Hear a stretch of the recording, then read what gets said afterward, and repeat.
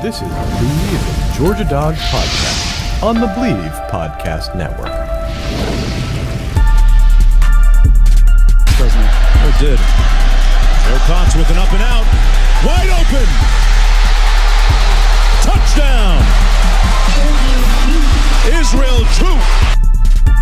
Snap to Young. Drops back. Pressure from the edges. He throws near sideline. And it's intercepted. Intercepted. Keely Ringo at the 21. Off he goes. 40, 50, 45, 40, 35, 30. Near sideline. Breaks the tackle. 20, 15, 10, 5. Touchdown. Touchdown. Touchdown. Georgia. Good evening, neighborhood. How about them dogs? 32, 18. Let the celebration begin.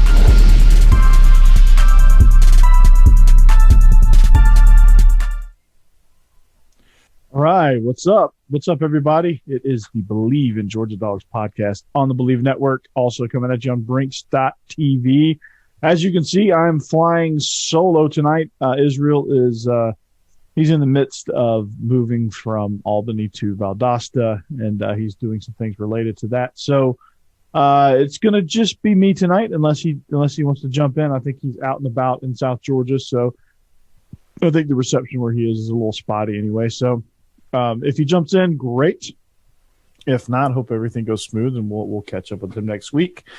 No worries. But like I said, we are the Believe in Georgia Dogs podcast. You can follow the show on all social media accounts at Believe in Dogs. You can follow me at Coach Corey Burton on Instagram. Follow Israel at Troopstar28 on all social media platforms. So he's a really great follow on Twitter if you haven't already. Do yourself a favor, go follow my man Troop, and read his tweets and follow along with him. He's one of the most interesting Twitter follows. Him and Stephen Willis are probably two of my more interesting Twitter follows. I live my social media vicariously through them, so it's it's a lot of fun, and it's been a lot of fun hosting with Troop. So go give him a follow. So we are presented by Betonline.ag. The NBA Finals is here. And our partners at BetOnline continue to be the number one source for all your betting and sports info. You can find all the latest odds, news, sports developments, including this year's basketball, NBA Finals, Celtics or Warriors, who you got. I'm going to talk about that here in a little bit. The NHL is in the conference finals. Major League Baseball, also fighting news, and even next season's early NFL futures. It's never too early for NFL, right?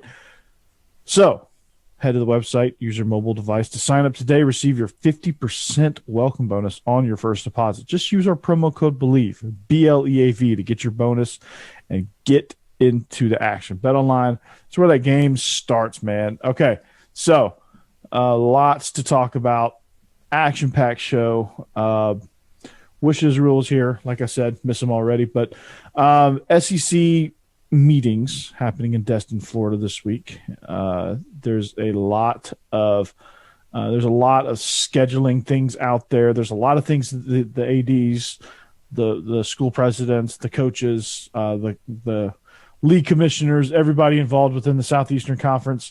It's everything they're talking about is out there. There's a lot of ideas floating around. A lot of it's centered around what as a conference, what are we going to do with our new scheduling template? Are we going to go to a 8-game? Are we going to stick with an 8-game? Get rid of the divisions? I think the idea is getting rid of the divisions. I think that was the main thing, because I think one of the primary issues with the SEC and with a lot of the member institutions is that SEC clubs don't play each other enough. You have your 6 divisional games, and then you only have your 2 crossovers. You play 8 conference games.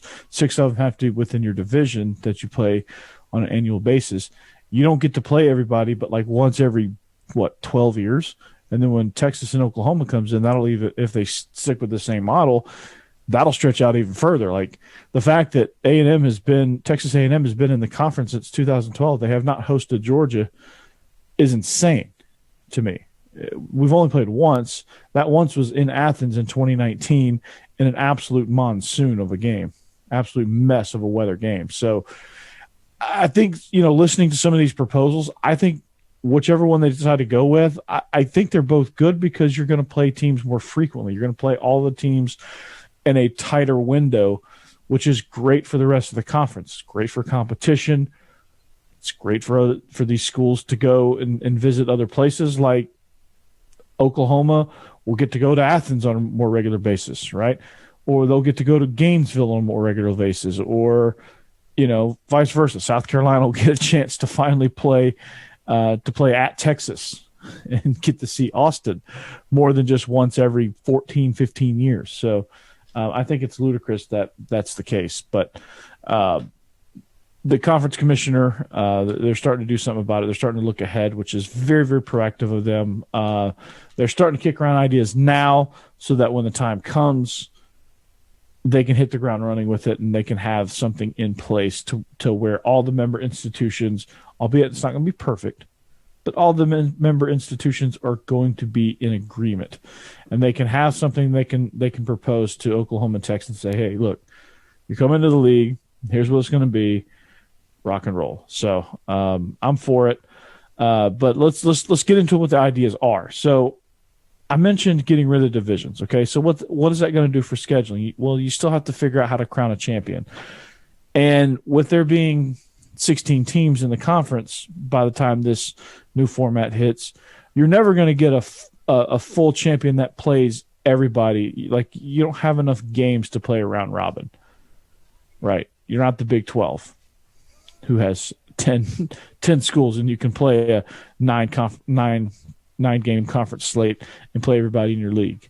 Like, it's just not going to happen. Like the Big 10, they have divisions.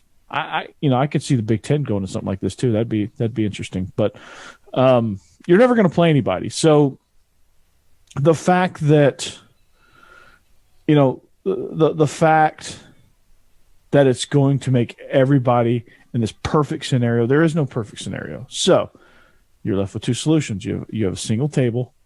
You're left with two solutions: 8 conference games with 1 permanent opponent, or 9 conference games with 3 permanent opponent and 6 rotating. So you're either going to have 7 rotating and 1 permanent with 8, or 3 permanent, 6 rotating on a yearly basis. And I think both these models are great.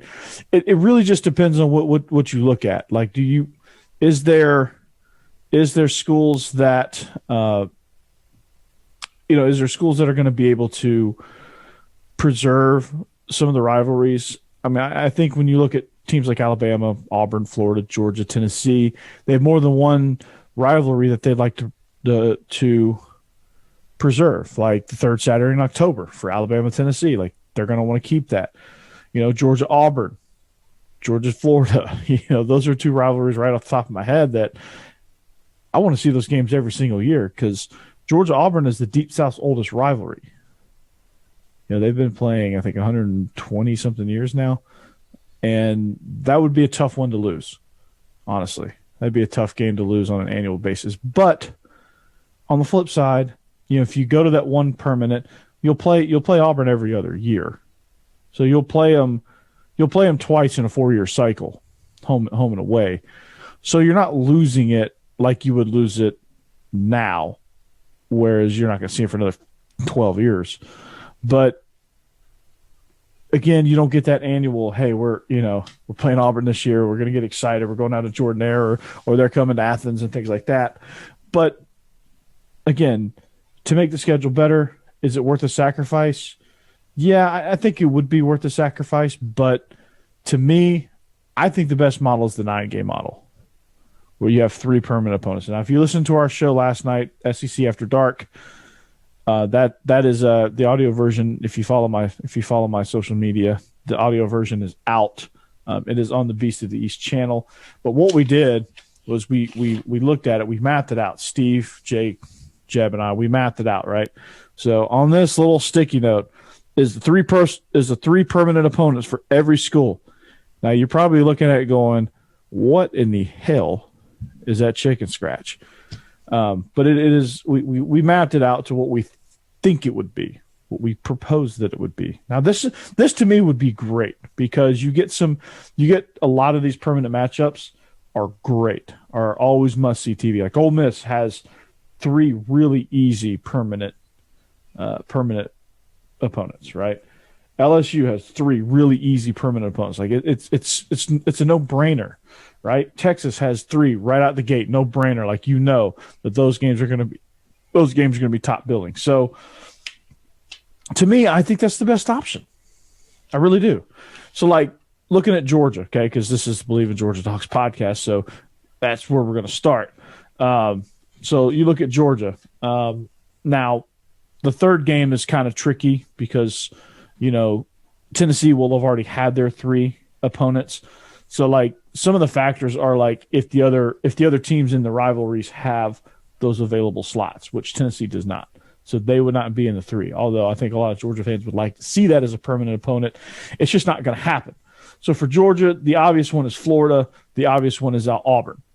Now, the third one is really interesting to me, but for the East Georgia fans, like the ones living in Augusta, the ones living on the coast, down in Jekyll and stuff like that, those might be more Florida haters. But I think a lot of people that border South Carolina or in that part of the state will tell you that South Carolina is a rival, and you don't realize that until you lose to them. Go lose to South Carolina, then see how much of a rival they are. They hate us. They get up for our game. That is a huge game in Columbia, South Carolina, I promise you. So that would be a great permanent opponent. You play South Carolina every year. Probably open up your conference slate with them, where they usually are. Sandstorm, early September. It's hell's waiting room at noon. Truth will tell you, it is a tough place. So, and South Carolina doesn't have a whole lot of natural rivalries. This fits, right? So now let's on the flip side. Let's look at South Carolina now. All right. South Carolina's got Georgia. You're probably going to look at South Carolina taking on Missouri, okay? And then you're probably going to look at them taking on Mississippi State. Now, the Mississippi State one is an odd fit because South Carolina's got to go somewhere. Mississippi State's got to go somewhere. Like Mississippi State doesn't have three rivals because they're just not relevant. Same with South Carolina. They're just not – they just need somewhere to go. That would be an interesting matchup. Like that's something that like you wouldn't see a whole lot now. But I think, if Mike Leach has some staying power, Shane Beamer has some staying power, these are two really interesting ball clubs, I think that would be a great matchup. And then you rotate the rest of them through. Every other year you play the rest of the league, right? Look at a school. Let's look at the newcomers, right? Let's look at Texas. They have A&M, OU, and Arkansas, right? Red River rivalry. That's number one. A&M, the in-state rivalry. A&M does not want any part of that, but who cares? It's an in-state rivalry that they need to play. Like, come on. And then you have Arkansas, a very, very old Southwest Conference rivalry right there. Boom. Just easy. Like, you can do that very easily. Like, if you do the one rival game, you don't get the A&M Texas game. You don't get the Arkansas game. You only get the Red River game. And you get A&M every other year. You get Arkansas every other year, which is not bad, but it's certainly not as great as having them every year with the 9-game conference model. Kentucky, like theirs is interesting, right? They get Vandy. They get Mississippi State. The other team was kind of a mystery on who they would have. Maybe Mississippi State, perhaps. I don't know. I don't know who they would have. That was the only school I was like lost for, like trying to figure out who they would have. So let's see, Arkansas. Yeah, I don't know. That's a tough one, but Kentucky is one that intrigues me as well because who are their natural rivalries, right? Vandy's got Ole Miss, Tennessee, and Kentucky, right? Then you have, I guess maybe Florida. No, Florida would draw Tennessee. Florida would be Auburn, Georgia, Tennessee. That'd be a tough road, right? Alabama, maybe? No, Alabama's got Iron Bowl, Tennessee, and LSU. Right? LSU's got Ole Miss, A&M, and Bama. Like where do they fit? So it's interesting. I guess I guess Kentucky would be the one Lone Ranger that would have the odd game out. But I think one team would have to have the odd game out where they don't get a full 3. But maybe that team is Mississippi State that doesn't get the full 3. But who knows? But the point being is it solves 2 problems. A, you get to preserve the 9 game. You get to preserve your rivalries for the most part. Actually, you do get to preserve your rivalries. B, you get to see everybody more frequently. It's like every 4 years, everyone will have played everyone in every venue. Think about it. I love it. It's a home run. That would get my vote. All right, we mapped it out yesterday. That would absolutely get my vote. Okay? Book it. That's it right there. That is the answer right there. Right there. Look at that. Look at that chicken scratch. That is the answer. All right. Hit me up on social media if you agree or disagree. Tell me your pros and cons. I'm so glad I didn't go with the pods. The pods were going to be an awful idea. Right. Pods are going to be an awful idea. But this is pod-esque. This is like the best of both worlds. But you get a single table. I think you're in good shape there. All right. That's the scheduling thing. Okay? That's the scheduling thing. So that's like the biggest thing coming out of the SEC meetings, other than the Jimbo Saban drama that's been squashed. So I like it. I like it a lot. And not the drama, but I like that it's squashed. I like that they I like that they finally figured it out. But that's what it is. So what's next, Shell? Georgia baseball. Okay, Georgia baseball. Somehow, Alabama did not make a regional, but Georgia and Ole Miss did. I'll take it. Right? I'll take it. But they after a one and done in the conference tournament, the Bulldogs are having to shake off their disappointment. Right? We talked last week, disappointment. Right? And they're having to shake that off, and they're having to now. They made a regional, so they play tomorrow night, or they play tonight. I guess as you're listening to this, they play later on tonight. They play in Chapel Hill at Bryson Field at Beauchamp Stadium, Chapel Hill at the University of North Carolina. They're in the Tar Heel Regional with VCU and Hofstra, are the other 2 teams, with UNC and Georgia. So they are looking. This is the first ever meeting between. They play Friday at 7. They play VCU. They will be rolling Jonathan Cannon up there to start the game. He is a right-handed pitcher, 9-3, 3.62 ERA. Certainly something to be proud of.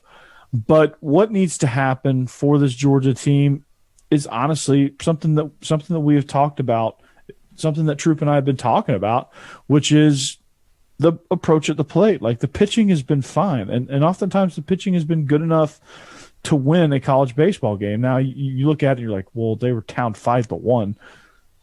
That's pretty good in this game, right? Metal bats, ball flying out, that's pretty good in college baseball. Like, that's not a huge lead. And you just have no approach at the plate whatsoever. And that's probably the biggest key for this Georgia team is you got to go up there. You got to take advantage of your at-bats. You got to get deep into counts. And you've got to go up there with a purpose, not just trying to smack it out of the yard. You have to say, okay, I'm going to use the entire field, right? It's like the air raid principle in football. I've got to use the entire field. I've got to get runners on base. And in order to get runners across the plate, they have to get to first base first, right? Then they have to get to second. Then they have to get to third before they get home. So how am I going to move them over? Any way possible. Got to put the ball on the ground. Got to put the ball in the gaps. Got to drive it somewhere. Not try to hit home runs, but just try to put it in play really hard. If you can do that, and when they've done that, because they've done that at times, I think you're in good shape. I think you're in good shape. Also, I think the 9-day break, will get this bullpen healthy, especially Jack Gowan. He's the closer. He's a senior and a co-captain. He's had time to heal up a little bit. I think they've had time to regroup. I think that's going to be important as well. So, hopefully that this break will have gotten them reset. I just think they've just been sluggish, honestly. The bullpen's been inconsistent. Like I just mentioned, the approach at the plate has been baffling. Like there hasn't been one. I've been trying to figure out what they're doing, and I think they're just playing. They're trying to play guerrilla ball, which there's very few teams in this. There's very few teams in the country right now that can play guerrilla ball. This isn't old school LSU. This you have to, like what Tennessee does. Watch Tennessee. And this is not a Tennessee show, and I'm not here to beat the drum about the Vols, but watch them play baseball, right? They had their emotions in check in the tournament. They were locked in. They understand that, hey, we have a couple starters that can pop in the high 90s, and we have a closer that comes in throwing straight 105 gas. We just need a few runs. So we're going to get those runs however we can get them. We're going to play small ball. We can play long ball. We can play whatever we need to play. That's how they think. That's how Tony Vitello thinks. That's how they plan. They have an approach. Like they understand this. They understand situational baseball. They know. And for teams to be successful, that's what it's got to be. Like the teams that get back to what baseball is. This is kind of like the early 2000s NBA, where it's like you get the ball to your star player and everybody gets the hell out of the way. That's what baseball's become. Just get up there and just play home run derby. See who can hit the most out of the park. Like that's not how. Like you end up swinging and missing. You end up rolling the ball over, or you end up popping up, and that's not good. And I hate when teams do that. It makes it unwatchable. Right? Makes it unwatchable. So, the winner of the North Carolina Regional will play the Oklahoma State Regional Champion, which features Oklahoma State, Arkansas, Missouri State, and Grand Canyon. That will be the Super Regional. VCU earned. They won the A10. They won their conference there. It was their third title since joining the league, which is really good for them. They have a guy, Tyler Locklear, who is he was the most outstanding player. He's hitting .818 with 3 home runs in the tournament. As a first baseman, he is one of the best hitters in the country. He's hitting .403 on the season, just absolutely insane. He has 19 bombs. He's put 75 runs. He's helped get 75 runs across the plate. When you're filling out the scouting report, that's, for VCU, that's going to be,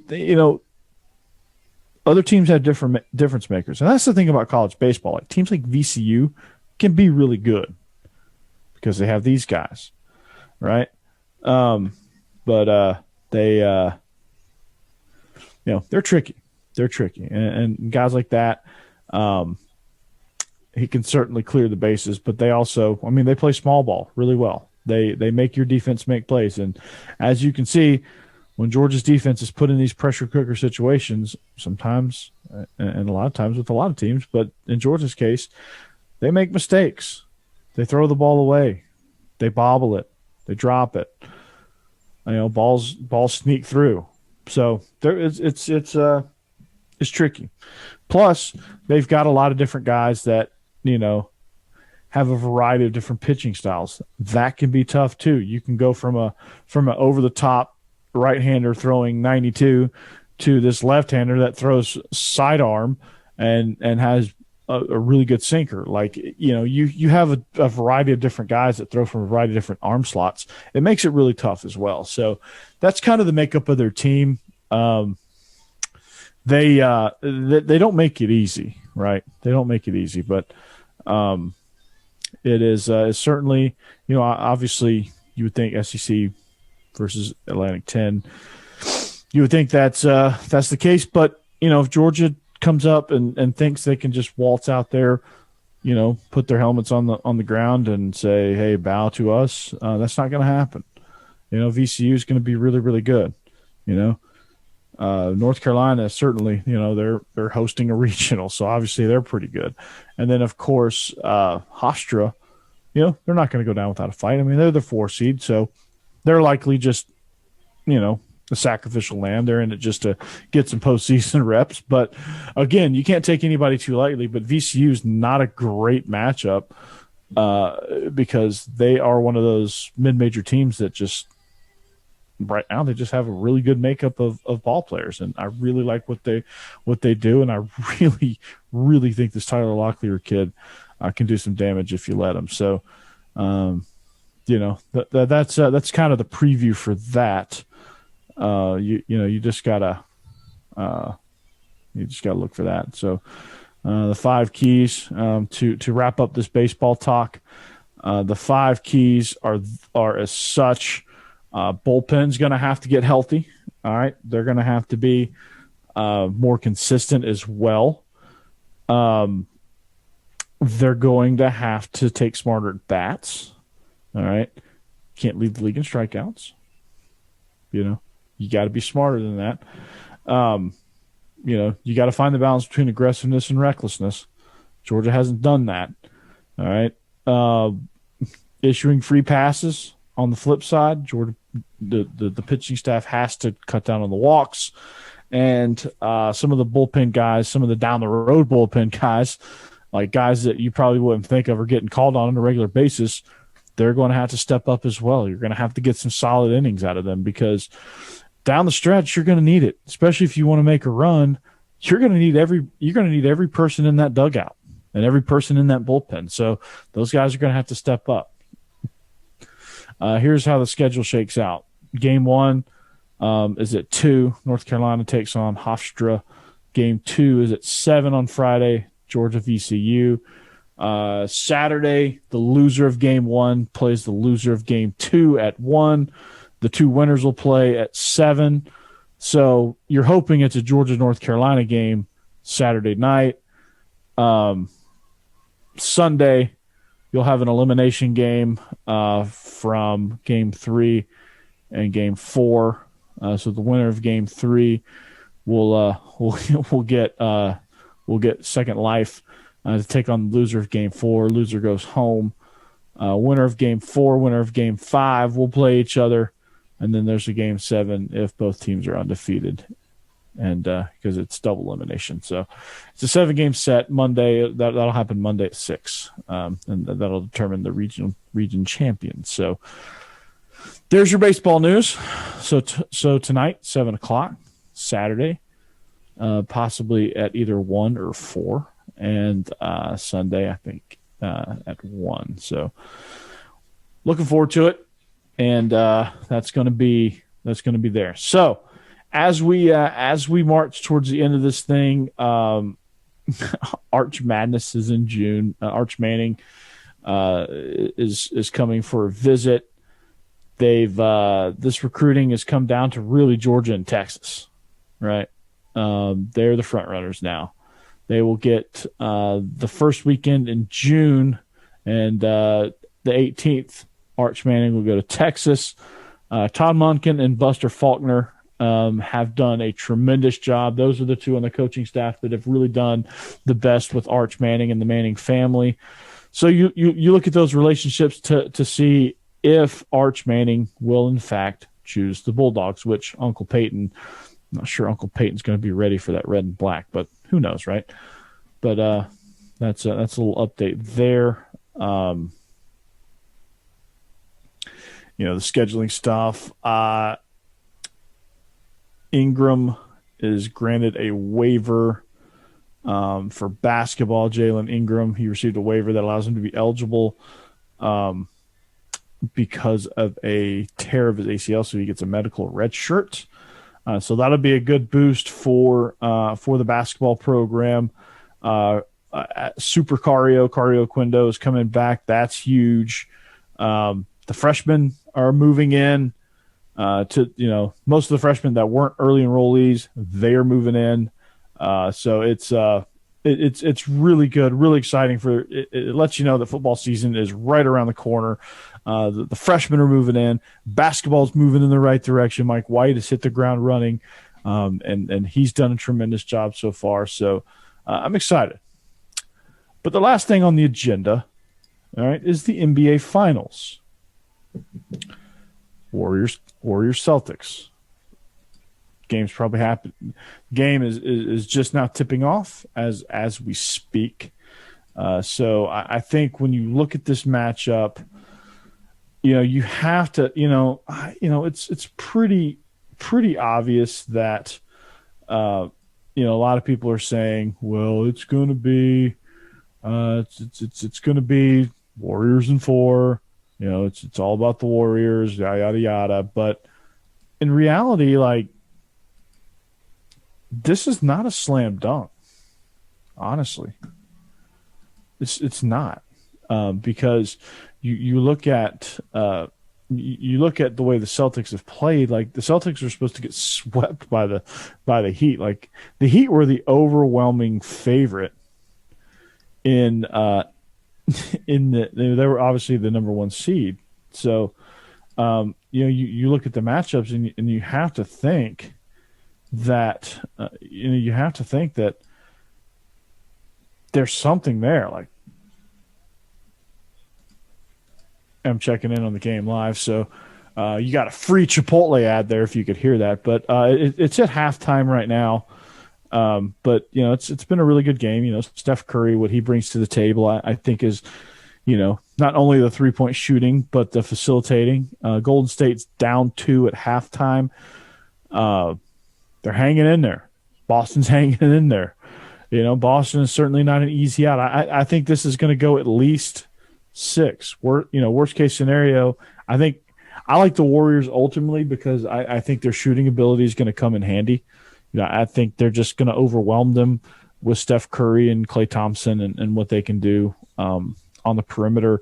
Andrew Wiggins is having a postseason of his life, finally playing to that number 1 pick that he was. And I think that's gonna overwhelm the Celtics in the end. I think the Celtics are very streaky. But the Celtics are very good about getting to the basket. They're very good in defense. They're very good toughness-wise, fundamental-wise. I think they do a lot of great things.